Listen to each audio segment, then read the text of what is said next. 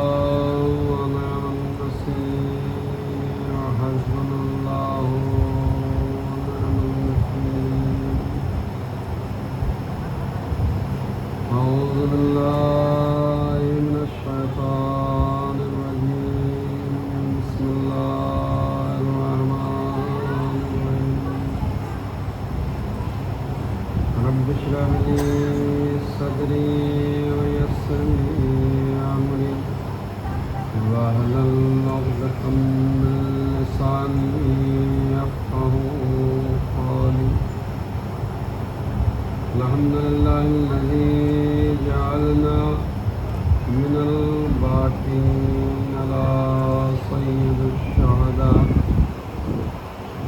الذي بكت له الأرض والسماء وناحت عليهم وهم شوق السيرة الطيور بين الفضاء والصلاة والسلام والتحية والإكرام على صاحب الدعوة النبوية والصالة المحيدرية والنسمة الفاطمية والعلم الحسنية والشجاعة الحسينية والعبادة السجادية والمعاصر الباقرية والآثار الجعفرية والعلوم الكاظمية والهدى الرضوية والجود الطحرية والنقاوة النقوية والهيبة العسكرية والغيبة الولاية القائم بالحق بالقاسم محمد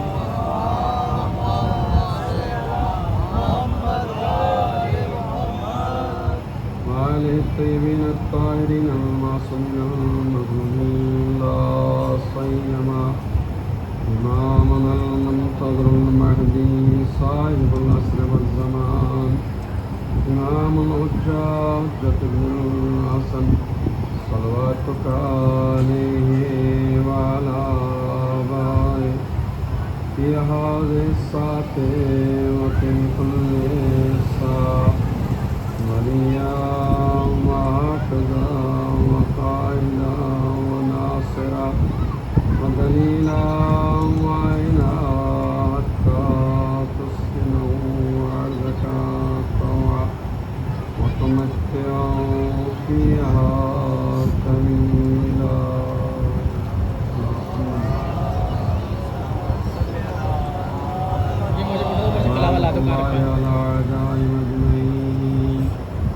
من الآن إلى قيام يوم الدين أما بعد فقد قال رسول الله صلى الله عليه وآله وسلم بسم الله الرحمن الرحيم هذا حسين فارقوه درود بر محمد و آل محمد.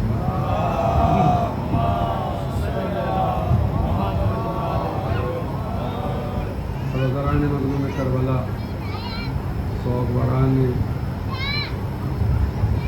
جناب علی اکبر و قاسم ماتمدران حضرت ابوالفضل عباس علیہ السلام،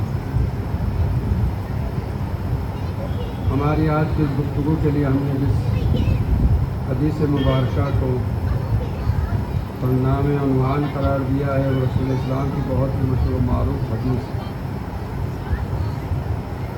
आज दुनिया के गोश व किनार के अंदर इमाम हुसैन अलैहिस्सलाम का तस्करा हो रहा।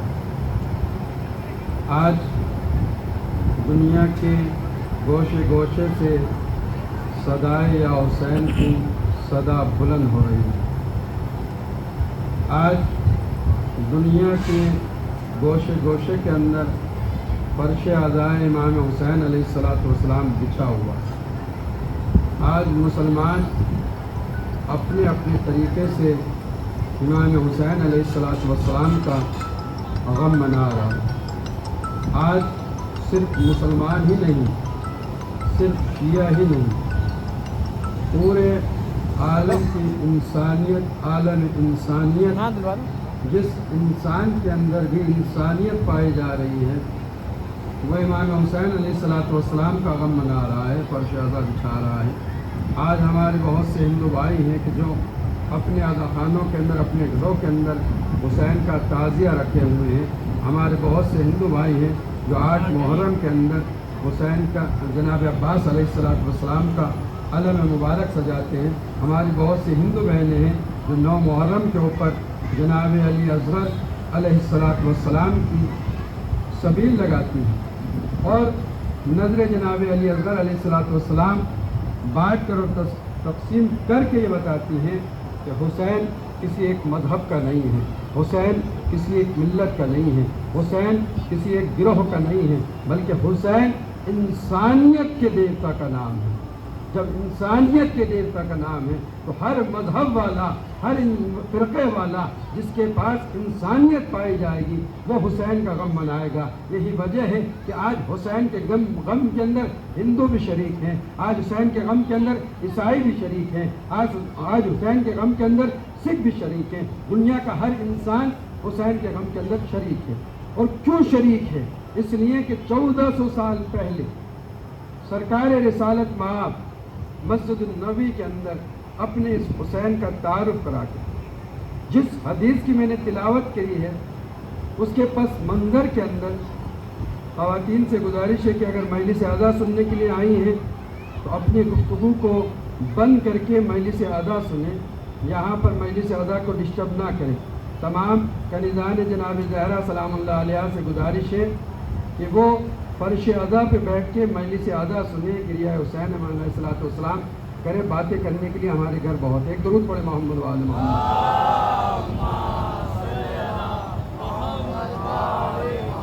ये हदीस जिसके अंदर सरकार रिसालत मआब ने इरशाद फरमाया हाज़ा हुसैन फारिकू हो, ये मेरा हुसैन है, इसको पहचानो। इसके पस मंज़र के अंदर मुअर्रिखीन ने एक वाक़या नकल किया और वाक़या यूँ है कि सरकार रिसालत मआब मस्जिद नबवी के अंदर मुसलमानों के दरमियान मिंबर पे खड़े होकर दीन इस्लाम का बयान कर रहे हैं, कुरान की आयत की तफसीर कर रहे हैं, इस्लाम के अहकाम मुसलमानों के दरमियान बयान कर रहे हैं। आप सोचिए कि ताज़ा इस्लाम था, मुसलमान दायरे इस्लाम में दाखिल हुआ है, ख़तीब कायनात का अफजल रसूल है। तो ज़रा सोचिए मदीने का कोई मुसलमान बचा होगा जो मस्जिद नबवी ना पहुंचा हो? मदीने का सारा मुसलमान मदीने नबवी में पहुंच गया, मस्जिद नबवी के अंदर पहुंच गया। रसूल का खुतबा सुनना है, रसूल का इरशाद सुनना है, रसूल जो आयात की तफसीर कर रहे हैं वो तफसीर पूरा मजमा गौर से सुनना है। और पैर रखने की जगह नहीं है मस्जिद नबवी के अंदर। इतने में ये होता है कि जो मस्जिद नबी थे, जो अगर ज़ियारत कर चुके वो कर चुके, और मुसलमान जो कर चुके वो बेहतर जानते हैं।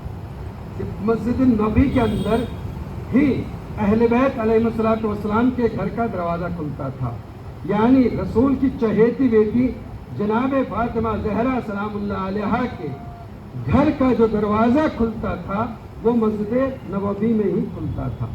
तो सरकार रिसालत मआब खुतबा दे रहे हैं, तफसीर कुरान बयान कर रहे हैं, अहादीस रसूल बयान कर रहे हैं, अहकाम इस्लाम बयान कर रहे हैं। मजमा है कि जो खचाखच भरा हुआ।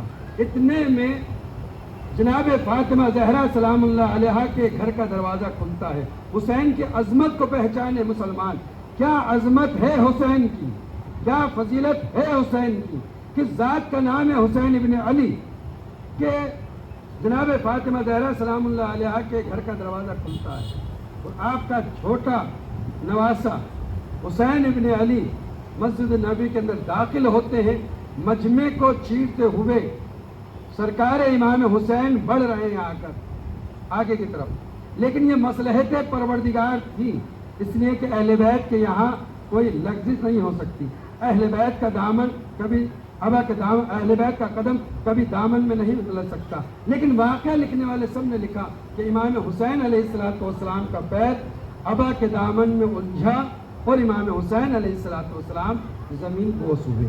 یہ مصلحت پروردگار تھی کہ حسین کا دامن ان کی ابا کے، حسین کا قدم ان کے ابا کے دامن میں الجھے اور حسین زمین بوس ہو۔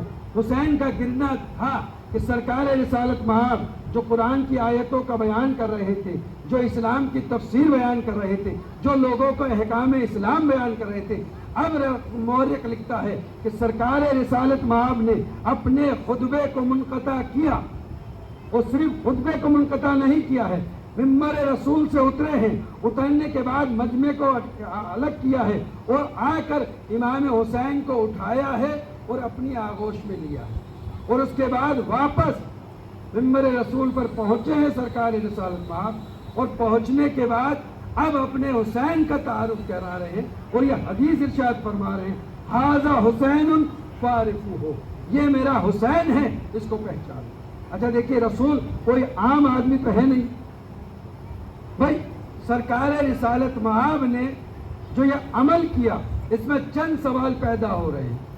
پہلا تو ہاتھوں کو جوڑ کر سرکار رسالت مآب کی بارگاہ میں یہ عرض کرنے کا دل چاہ رہا ہے، سرکار اگر آپ کا نواسا گر ہی گیا تھا، آپ خطبہ دے رہے تھے، آپ آیات قرآنی کی تفسیر بیان کر رہے تھے، آپ دین کا احکام بیان کر رہے تھے، آپ لوگوں تک کے دین کو پہنچا رہے تھے، اگر حسین گر بھی گئے تھے، آپ اپنے کسی صحابی سے کہتے، کوئی بھی صحابی اٹھ کر حسین کو اٹھا لیتا اور لا کر آپ کو دے دیتا تو عجب نہیں۔ بارگاہ رسالت سے جواب آئے کہ نادان، میں ایسے مورخین کے ضمیروں کو بھی دیکھ رہا ہوں کہ جن کے قلم بنی امیہ کی دولت کے آگے بک جائیں گے، اگر میں آج کسی صحابی سے کہہ دیتا کہ جا کر حسین کو اٹھا کر لے تو کل کا مورخ یہی لکھتا کہ جب امامت گرتی ہے تو صحابیت بڑھ کے سہارا دیتی ہے۔ رسول نے کہا میں حسین کا مقام اس طرح سے بچواؤں گا کہ جب امامت زمین کے اوپر گرتی ہے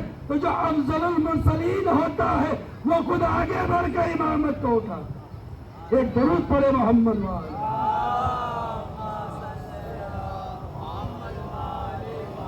پہلا عمل جو رسول نے بتایا، جو رسول کر سکتے تھے، ایسا نہیں ہے کہ اس مجمع کے اندر سارے ایسے اصحاب ہوں کہ رسول کو چھوڑ کے بھاگنے والے ہوں، نہیں، اس مجمع کے اندر سلمان بھی تھے، اس مجمع کے اندر مقداد بھی تھے، اس مجمع کے اندر عمار یاسر بھی تھے، جلیل القدر صحابہ تھے رسول کی۔ رسول چاہتے تو سلمان فارسی سے کہہ سکتے تھے، رسول چاہتے تو عمار یاسر سے کہہ سکتے، لیکن رسول نے کسی سے نہیں کہا۔ رسول نے اپنے خطبے کو روکا اور خود جا کر حسین کو اٹھا کے لے کے آئے۔ اچھا ٹھیک ہے، یا سرکار رسالت مآب آپ حسین کو لے کر آ گئے۔ اب اس فرق کیجئے، یہ مجلس میں پڑھ رہا ہوں، اگر کوئی واقعہ ہو جائے اور ممبر سے اتر جاؤں اور کچھ کام کر کے واپس آؤں تو تقاضا عقل کا کیا ہے کہ جو بیان میں دے رہا ہوں، فرض کریے امام حسین کا موضوع ہے، تو جب میں واپس پلٹ کے آؤں گا تو موضوع میرا یہی رہے گا نا، پھر میں وہیں سے شروع کروں گا جہاں سے میں نے چھوڑا ہے۔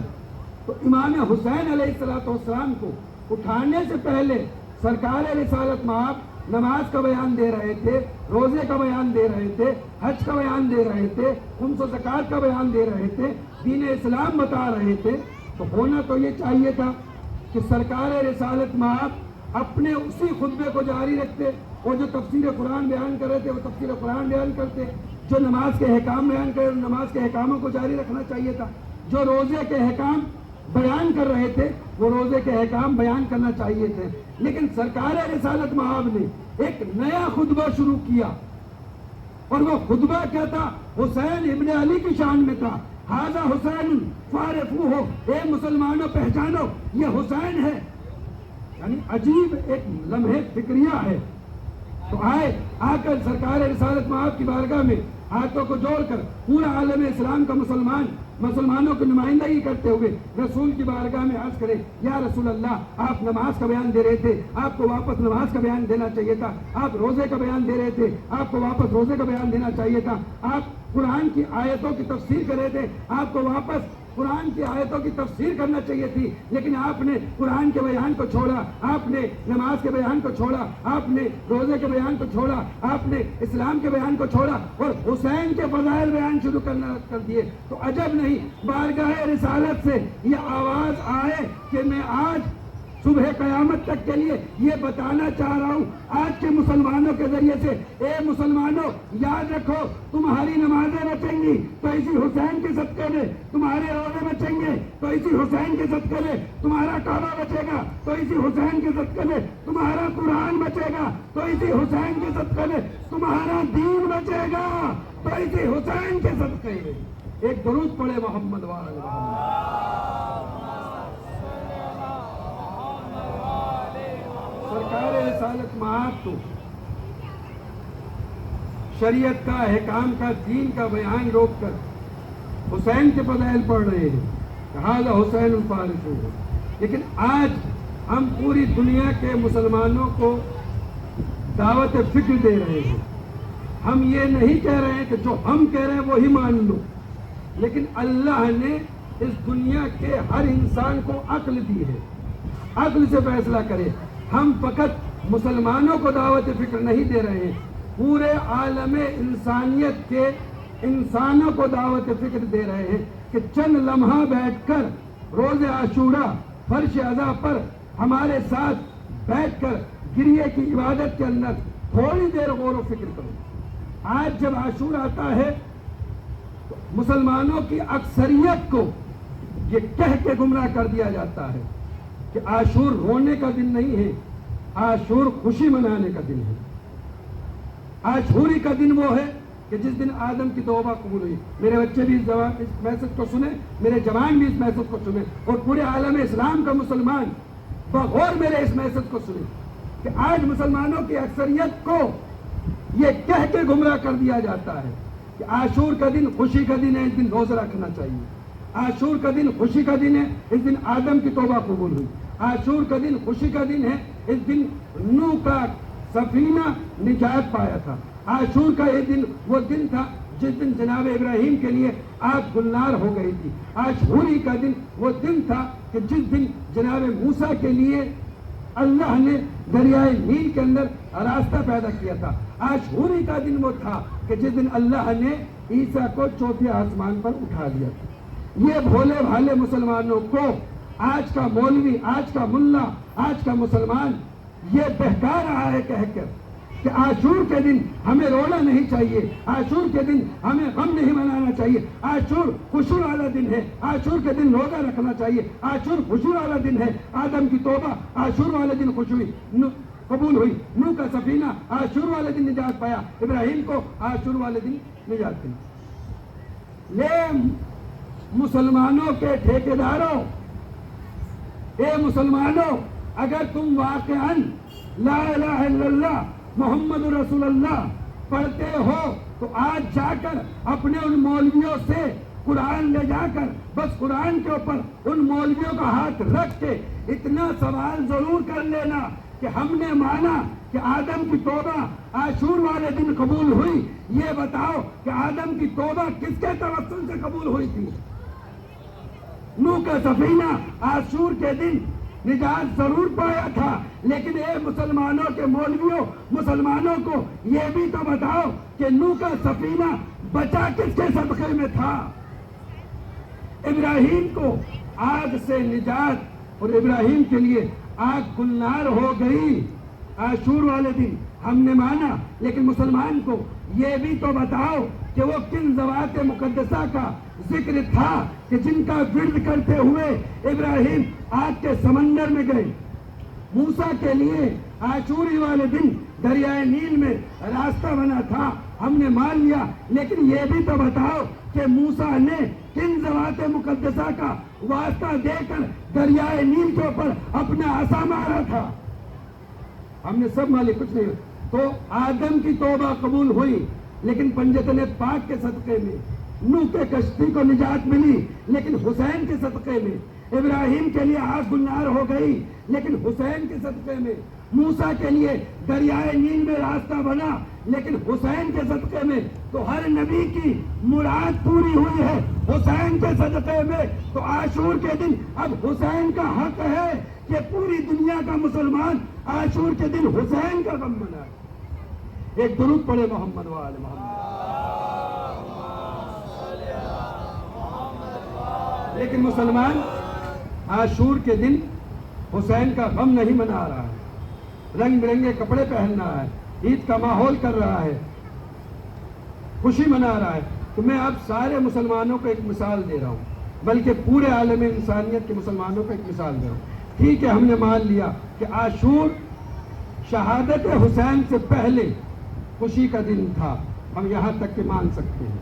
لیکن شہادت حسین سے پہلے تک کے تھا، شہادت حسین کے بعد اب عاشور کے دن خوشیاں نہیں منائی جائیں گی بلکہ حسین کا غم منایا جائے گا. میں ایک مثال دے رہا ہوں کہ کیوں پورے عالم اسلام کے مسلمان کو شہادت حسین سے پہلے تو عاشور کے دن خوشی منانے کا حق تھا کہ مسلمان خوشی منائے، لیکن بعد شہادت حسین کسی مسلمان کو اب یہ حق حاصل نہیں ہے کہ عاشور کے دن وہ خوشی منائے، ورنہ وہ مسلمان کہے جانے کے قابل نہیں ہے. ایک درود پڑھے محمد و آل محمد. اب مثال سنیے غور سے، اور مثال پہ غور کیجیے گا تو مسئلہ 2-4 کی طرح واضح ہو جائے گا کہ شہادت حسین سے پہلے عاشور کا دن خوشی والا دن تھا، شہادت حسین کے بعد عاشور کا دن غم والا دن ہے. مثال کے طور پر ہمارے ایک دوست تھے عبد الرحمن صاحب، مسجد کے مولوی، نیک آدمی، قرآن کی تلاوت کرنے والے، 5 وقت کی نماز. انہوں نے اللہ کی بارگاہ میں دعا کری، پروردگار مجھے بہترین اور خوبصورت اور نیک بیٹا عطا فرما. بہت توجہ رکھیے مثال کے اوپر کہ کیوں عاشور کے دن اب خوشی نہیں منانا چاہیے، غم منانا چاہیے. مسلمان اس مثال کے پر غور کریں. تو عبد الرحمن صاحب اللہ کے نیک بندے تھے، نمازی تھے، پرہیزگار تھے، قرآن کی تلاوت کرنے والے تھے، لوگوں کو دین اسلام کی تعلیم. اللہ نے ان کی دعا کو قبول کر لیا اور اللہ نے ان کو ایک بیٹا دے دیا. اچھا، عبد الرحمن صاحب جو تھے شہر کے بہت بڑے کروڑ پتی بھی ہیں، اللہ نے ان کو بے انتہا دولت بھی دی ہے، لیکن دولت کے اوپر ان کو گھمنڈ نہیں ہے، اللہ کے غریب بندوں کی مدد کرتے ہیں. تو اللہ نے ان کو بیٹا دے دیا. آپ سوچئے جو کروڑ پتی آدمی ہو اور کئی سال کے بعد جا کے اللہ اس کو بیٹا عطا کر دے تو کتنا خوشی کا عالم ہوگا. جیسے ہی بیٹا پیدا ہوا عبد الرحمن صاحب نے اعلان کر دیا کہ شہر کے اندر جتنے بھی افراد ہیں سب افراد کی میرے گھر کے اوپر دعوت ہے. اور شہر ہی کے افراد نہیں، اطراف میں جتنے گاؤں ہیں سب گاؤں والوں کو بھی دعوت ہے کہ وہ ہمارے بیٹے کی خوشی کے اندر آ کر خوشی منائیں. عبد الرحمن صاحب نے اعلان کر دیا، کروڑ پتی تھے، دولت کا منہ کھول دیا اپنے بیٹے کی خوشی منانے. اب سارے شہر کے افراد آ گئے، اطراف کے گاؤں کے لوگ بھی آ گئے، اور اب وہ دن پورے شہر کے اندر خوشی کی طرح منانے. ہر سال منایا جاتا رہا، ہر سال منایا جاتا رہا. بیٹا بچپنے سے جوانی کی دہلیز پہ آ گیا، جوانی کی دہلیز کے بعد بچہ شادی کی منزل میں آ گیا. اب اللہ نے جس کو اس دنیا میں بھیجا ہے، بہت توجہ رکھیے گا، اللہ نے جس کو اس دنیا میں بھیجا ہے اس کو اس دنیا میں جانا بھی بہت ضروری ہے. تو جس دن عبد الرحمن صاحب اپنے بیٹے کا جنم دن مناتے تھے، برتھ ڈے مناتے تھے، پورا شہر آتا تھا، شہر کے اطراف میں جو گاؤں والے تھے وہ گاؤں والے بھی ان کی خوشی میں آتے تھے. اتفاق سے جس دن بیٹا پیدا ہوا تھا اسی دن عبد الرحمن صاحب کا انتقال ہو گیا. توجہ رکھیے، جس دن بیٹا دنیا میں آیا تھا اسی دن عبد الرحمن صاحب کا انتقال ہو گیا. مجھے مسلمان بتائے جو 10-15 سال سے پورا شہر خوشیاں منا رہا تھا عبد الرحمن صاحب کے بیٹے کی ولادت کی، اسی دن جب عبد الرحمن صاحب کا انتقال ہو گیا تو پورا شہر اب ان کے گھر خوشیاں منانے جائے گا یا تعزیت پیش کرنے جائے گا؟ मेरे बेटे ने भी कहा कि ठीक है, मेरा जन्मदिन मेरे अब्बा हुजूर बड़ी धूमधाम से मनाया करते थे, लेकिन मेरे अब्बा का इंतकाल भी इसी दिन हुआ है, लिहाजा अब खुशियाँ नहीं मनाई जाएंगी, अब गम मनाया जाएगा। ए मुसलमानों, शहादत हुसैन से पहले आशूर खुशियों का दिन था, लेकिन जब सन 61 हिजरी के अंदर शहादत हुसैन वाक़ हो गई तो अब पूरे मुसलमान के ऊपर वाजिब है कि आशूर वाले दिन खुशियाँ न मनाए, हुसैन की मजलिसों में शिरकत करें। एक दुरूद पढ़े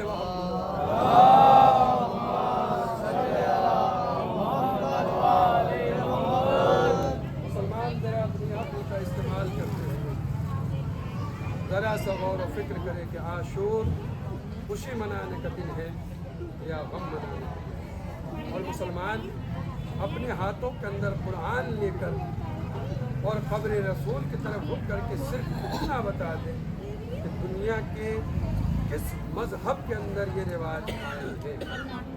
उनके नबी का नवासा 3 दिन का भूखा प्यासा ज़िबा कर दिया जाए और वो उम्मत वाले, वो गिरोह वाले उस दिन गम मनाते। आज उन मुसलमानों से हमारे वो हिंदू भाई बेहतर है जो फर्श अज़ा की इबादत पर आकर हुसैन के ऊपर गिरिया करते हैं, हुसैन के ऊपर रोते हैं। ये मुसलमानों के लिए बहुत बड़ा लम्हे फिक्रिया है कि जिन हिंदू भाइयों का सरकार रिसालत मआब से कोई रिश्ता नहीं है, सिर्फ हुसैन ने क्योंकि इंसानियत के लिए कुर्बानी दी थी, इंसानियत को बचाने के लिए कुर्बानी दी थी, तो आज हिंदू भी हुसैन के गम के अंदर शिरकत कर रहा है, आज ईसाई भी हुसैन के गम के अंदर शिरकत कर रहा है, आज यहूदी भी हुसैन के गम के अंदर शिरकत कर रहा है। दुनिया का कौन सा मुल्क है जहाँ पर मजलिस हुसैन है? दुनिया का कौन सा ऐसा कोना है जहाँ पर अज़ा इमाम हुसैन अलैहिस्सलाम आज़ादारों मुहर्रम का चाँद देख आपने अपने जिस आका को अपने अदा खानों के अंदर बुलाया था, उन अदा खानों के अंदर आपका आका चंद लम्हे का मेहमान है। जिन अदा खानों के अंदर आपने हुसैन का ताज़िया रखा था, अब वो ताज़िया उन अदा खानों के अंदर चंद घंटे का मेहमान है। ज़रा सोचो, जब आपके अदा खानों से हुसैन का ताज़िया जुदा होता है तो आपकी आंखों से आंसू नहीं रुकते हैं। हाय हमारा आका 10 दिन हमारे घर मेहमान बन के आया था, अब ये फर्श अज़ा उड़ जाएगी, अब हमारे घर से हमारा आका रुखसत हो जाएगा। अदादारों का रोज बानी अज़ा इंतजार करता था, दिल खुश होता था, हुसैन के चाहने वाले आएंगे, हुसैन पे गिरिया करेंगे। लेकिन आज अदा खानों के अंदर जो बानी अज़ा थे उनके दिलों के ऊपर क़यामत बरपा है। आज हमारे अदा खाने वीरान हो जाएंगे, आज हमारे आशुर खाने वीरान हो जाएंगे, आज हमारे अदा खानों से हमारे आका का ताज़िया रुखसत हो जाएगा, आज हमारे अदा खानों से शिशमाए अली असगर का झूला रुखसत हो जाएगा। लेकिन अपने हाथ पर, अपने दिल पर हाथ रख के फैसला करो, तुम्हारे अदा खानों से सिर्फ हुसैन का ताज़िया जुदा हो रहा है तो तुम्हारे आंसू नहीं रुक रहे। जरा सोचो, जब रोज़े आशूर हुसैन ने खैमे में आकर कहा होगा, ए बहन ज़ैनब खुदा हाफिज़, अजरकुम अल्लाह, खुदा आपको कोई गम न दे सिवाय मज़लूमियत करबला के। लो अज़ादारो, जो काफ़िला 28 रजब को मदीने से चला था, वो मुख्तलिफ मनाजिल को तय करते हुए 2 मुहर्रम को जब वारिदे करबला हुआ तो हुसैन के हस्ब बावफा ने चलने से इनकार कर दिया। मक्तल लिखता है, हुसैन ने 7 घोड़े बदले कि इस ज़मीन से हम अबूर कर जाए, लेकिन किसी भी घोड़े ने आगे चलने से इनकार कर दिया। तो हुसैन ने जनाब अब्बास से कहा, भैया ज़रा जाओ इस अतराफ में बसने वाले लोगों को बुला कर लाओ। जब लोग आ गए तो हुसैन ने लोगों से पूछा, बताओ इस ज़मीन का नाम क्या है? किसी ने कहा मौला इसे नैनवा कहते हैं, किसी ने कहा मौला इसको मारिया कहते हैं, किसी ने कहा मौला इसको दारिया कहते हैं। हुसैन ने कहा नहीं, इसका और भी नाम में एक ज़ईफ़ को बुलाया गया ایک ضعیف آیا حسین کی خدمت میں لرزتے ہوئے عرض کیا مولا اس زمین کو کرب و بلا بھی کہتے ہیں. ارے کرب و بلا کا نام آیا. حسین نے عباس سے کہا بھیا عباس محملوں کو اتار دو, گھوڑوں کی زینوں کو کھول دو. ارے ہم اپنے منزل مقصود پر پہنچ گئے. یہی وہ جگہ ہے جہاں اکبر کے کلیجے پر مرچی کا پھل لگے گا. یہی وہ جگہ ہے جہاں قاسم کا لاشا گھوڑوں کی ٹاپوں سے پامال ہوگا. اجرکم اللہ. لوزہ دارو حکم امام پڑھنے کے بعد جناب عباس نے نہر فرات کے کنارے خیموں کو نصب کر دیا. شہزادی ام کلثوم و زینب کے خیموں کو عباس دلاور نے فرات کے کنارے پر نصب کیا تاکہ جب فرات کی ٹھنڈی ٹھنڈی ہوائیں آئے تو زینب مرتر کے مضطرب دل کو کچھ سکون مل جائے. لیکن ہائے رے عباس کی یہ خواہش ایک دن سے زیادہ پوری نہ ہو سکی. ارے فوج یزیدی کی طرف سے حکم آیا اے حسین اپنے خیمے کو فرات کے کنارے سے اٹھا لو. ارے یہ حکم آنا تھا. حسین اپنے خیمے میں سر جھکائے ہوئے بیٹھے. جناب زینب آتی ہے, آنے کے بعد کہتی ہے اے بھیا حسین ارے کیا وجہ ہے تم سر کو جھکائے ہوئے پریشان اور مایوس کیوں بیٹھے ہوئے؟ حسین نے کہا بہن زینب خیموں کو فرات کے کنارے سے ہٹانے کا حکم آیا ہے. حسین نے کہا مصلحت پروردگار یہی ہے بہن, ہمیں فرات کے کنارے سے خیموں کو ہٹانا پڑے گا. تو زینب نے کہا بھیا پھر پریشانی کیا ہے؟ حسین کہتے ہیں ارے ان خیموں کو میرے شیر عباس نے بڑے ارمانوں سے لگایا تھا. ارے عباس ان خیموں کو فرات کے کنارے سے نہیں ہٹائیں گے. ارے ایسا نہیں ہے کہ میں کہوں اور میرا بھائی عباس انکار کر دے, لیکن زینب اب عباس کو مجھے روکتے ہوئے شرم آتی ہے. ارے بھیا حسن کے جنازے پر تیر چلے, عباس کو جلا لایا, میرے عباس کو یہ کہہ کے روک دیا بھیا عباس ابھی کربلا نہیں آئی ہے. ارے ہم نے لجامے فرق پہ ہاتھ ڈالا, عباس کی تلوار باہر آ گئی. میں نے عباس کو یہ کہہ کے روکا اے میرے شیر ابھی کربلا نہیں آئی ہے. اے زینب یہ بتاؤ آج میں عباس کو کیا کہہ کر روکوں؟ ارے اب تو ہم کربلا میں آ گئے. اجرکم اللہ. جناب زینب سے امام حسین نے کہا بہن زینب آپ عباس کو جا کر پیغام کہو کہ خیمے فرات کے کنارے سے ہٹا لے. جناب زینب نے فضہ سے کہا جاؤ میرے شیر کو بلا کر لاؤ.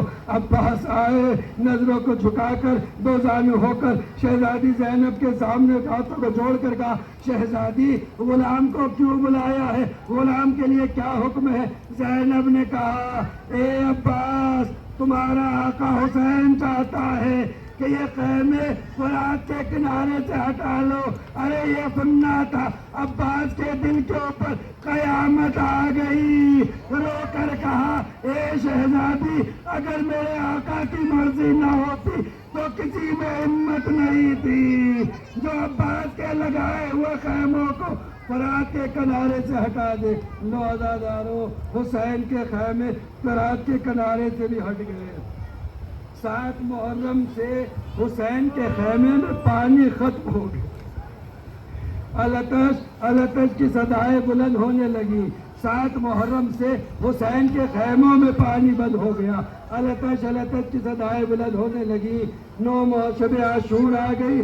شب عاشور کی وہ ایک رات جس کی مہلت حسین نے لی تھی کہ ہم عبادت الہی میں بسر کرنا چاہتے ہیں.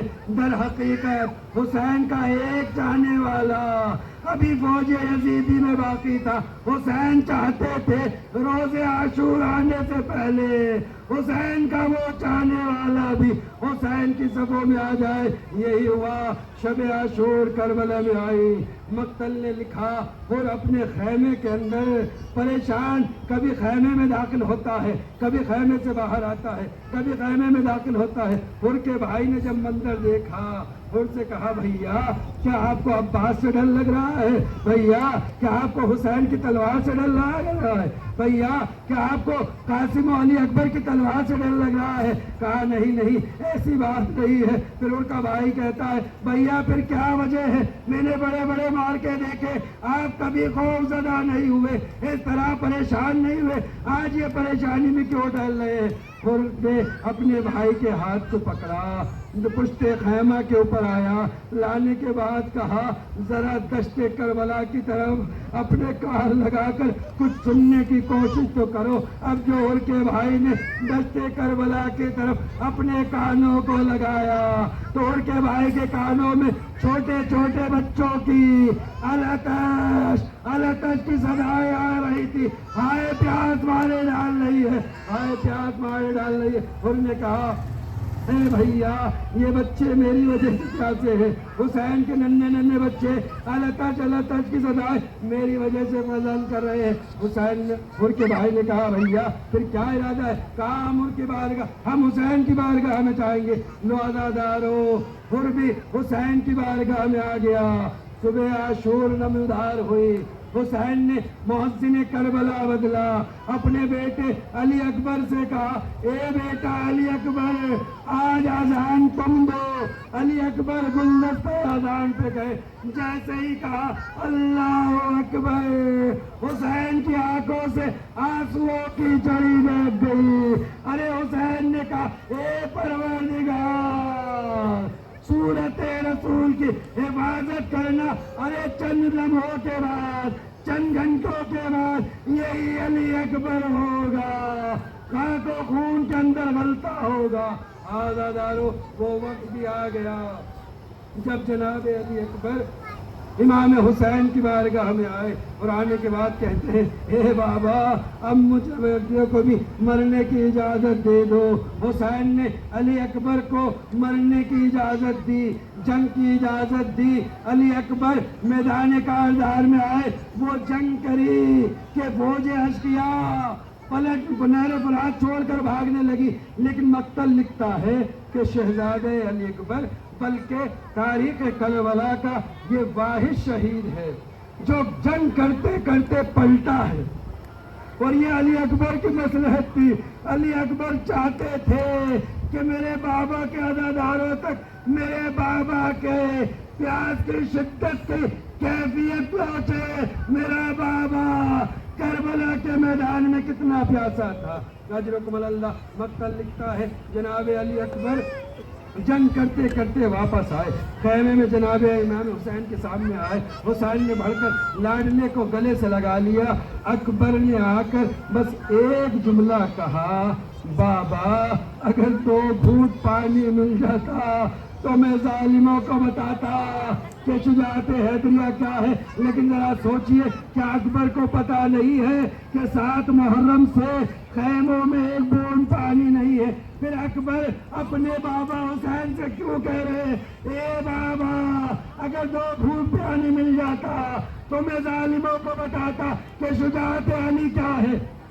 لیکن اکبر نے جب یہ کہا، حسین نے اپنی انگوٹھی کو اتارا، اتارنے کے بعد اکبر سے پہلے کہا اے بیٹا اکبر پانی تو نہیں ہے، لیکن ایسا کرو اپنی زبان میرے منہ میں دے دو، شاید تمہیں کچھ تسلی ہو جائے۔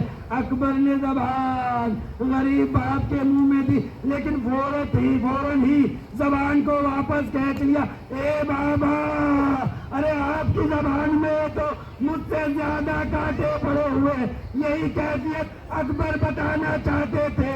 اے عزادارو دیکھو میرا بابا کتنا پیاسا تھا، میرے بابا کی زبان شدت پیاس کی بنیاد پر اٹل گئی تھی۔ اکبر واپس آئے، جنگ کری، اکبر شہید ہو گئے، لاشا حسین لے کر آ گئے۔ لو عزادارو ہر سپاہی حسین کا شہید ہو گیا، یہاں تک کہ جھولے میں سونے والا رباب کا 6 مہینے کا علی اصغر بھی جب حسین کے اوپر قربان ہو گیا تو اب ایک مرتبہ حسین خیمے کے اندر آتے ہیں، آنے کے بعد کہتے ہیں اے بہن زینب خدا حافظ، اے بہن ام کلثوم خدا حافظ، اے بیٹی سکینہ خدا حافظ۔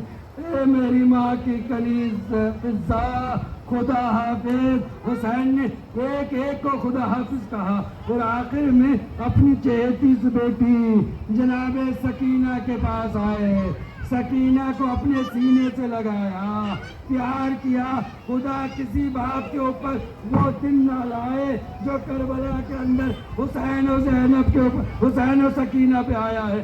سکینہ کو کلیجے سے لگایا، لگانے کے بعد حسین نے کہا اے بیٹی سکینہ، دیکھو اب تک کے کربلا میں یہ ہوتا تھا کہ اصغر جب آپ کے پاس سوتے تھے تم بابا کے سینے پہ سوتی تھی، لیکن بیٹی سکینہ آج سے دستور بدل رہا ہے، اصغر کربلا کے میدان میں میرے سینے پہ سوئیں گے، آپ اماں رباب کے پاس سونا۔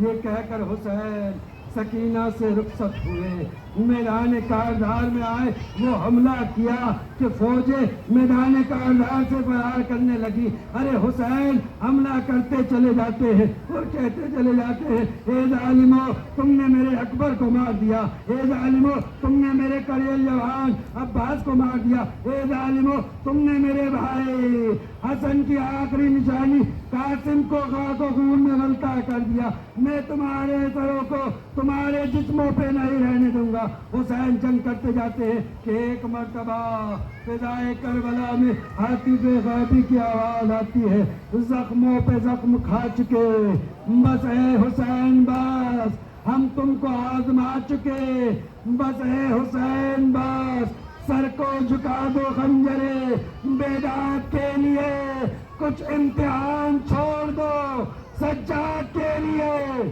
اس صدائے غیبی کا آنا تھا۔ حسین نے اپنی تلوار کو نیام میں رکھا، ذوالفقار کو نیام میں رکھا، ذوالفقار کو نیام میں رکھنا تھا۔ بھاگی ہوئی فوجیں سمٹی، چاروں طرف سے حسین کے اوپر حملے ہونے لگے، کوئی تلوار چلا رہا ہے، کوئی تیر چلا رہا ہے، کوئی تبر چلا رہا ہے، کوئی نیزہ مار رہا ہے۔ ارے حد تو یہ ہوئی کہ جس ظالم کے پاس کچھ بھی نہ تھا تو وہ زمین کربلا کی گرم ریت کو اٹھاتا تھا، حسین کے زخموں کے اوپر ڈال دیتا تھا۔ اجرکم اللہ، خدا آپ کو کوئی غم نہ دے سوائے مظلومیت غم حسین کے۔ حسین زخموں سے اور تیروں کے کھانے کے بعد گھوڑے کے اوپر ڈگمگانے لگے، تو حرملہ خود جب مختار نے حرملہ کو قید کر لیا تو اس سے پوچھا کہ بتا تو نے کربلا میں کیا کہا؟ تو اس نے کہا میں نے بہت سے ظلم ڈھائے ہیں، لیکن آخری ظلم جو میں نے کربلا پہ ڈھایا وہ یہ تھا کہ حسین زخموں سے چور چور جب ہو گئے تو حسین کبھی دائنی طرف مڑتے تھے، کبھی بائیں طرف جھکتے تھے۔ ارے جب حسین گھوڑے سے زمین کی طرف کا سفر کر رہے تھے میں نے تیر چلے کمان میں جوڑا، حسین کی پیشانی کا نشانہ لیا، تیر جا کر حسین کی پیشانی پہ لگا، حسین گھوڑے سے زمین پر آئے۔ نہیں عزادارو، حسین گھوڑے سے زمین پہ نہیں آئے بلکہ حسین کے جسم میں اتنے تیر بے بس ہو گئے تھے کہ حسین کا لاشا تیروں پر معلق تھا، تیروں کے اوپر غریب زہرا کا لاشا معلق تھا۔ ادھر شرمر آگے بڑھا، کن خنجر کو لے کر آگے بڑھا، 13 ضربوں کے اندر غریب زہرا کا گلا کاٹا، حسین کے سنوتر کے اندر جدائی کری۔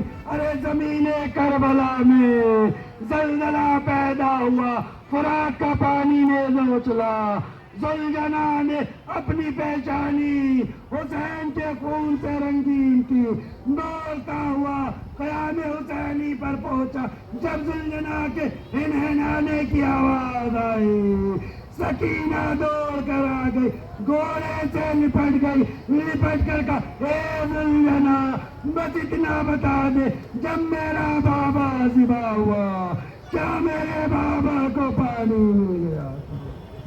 یا حسین یا حسین، ماتم حسین۔